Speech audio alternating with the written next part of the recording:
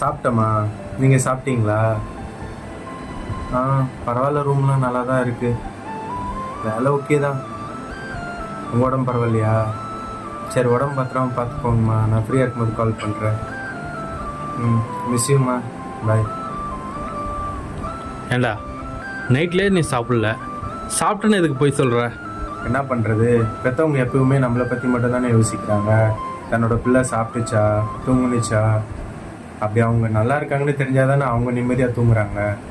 நம்ம கஷ்டப்படுறது நம்மளுக்கு மட்டும்தான் தெரியும், அவங்களுக்கு தெரிய வேணாம். அதுக்காக தான். சரி, நீ சொல்கிறது பொய் தானே அவங்களுக்கு தெரியாதாடா? பொய் தானு தெரியும்.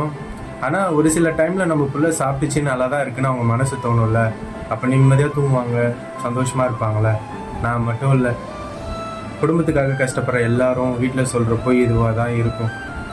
ஆனால் பொய் சொல்லலாம், ஆனால் ரொம்ப பொய் சொன்னால் அது அவங்களுக்கு தெரிஞ்சிடும். இதோட முக்கியமான ஒரு விஷயம், யாருக்காகவும் பெற்றவங்களை அழுவ வச்சு பார்க்காதீங்க, கஷ்டமும் படுத்தாதீங்க. பெற்றவங்க தான் இந்த உலகத்தில் நம்மளுக்கு எல்லாமே. நேற்று வந்து உறவு நேற்றோட போயிடும், அதே மாதிரி பிளாக் பண்ணிட்டும் போயிடும். அதுக்காக நீங்கள் போய் அழுவணும்னு அவசியம் கிடையாது.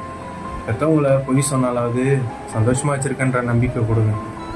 ஒரு நாள் நீங்கள் அது உண்மையாக்கிடுவீங்க. நம்பிக்கை எனக்கு இருக்கிற மாதிரி உங்களுக்கும் இருந்தால் இந்த வீடியோவை ஷேர் பண்ணுங்கள், முடிஞ்சால் என்னை ஃபாலோவும் பண்ணுங்கள்.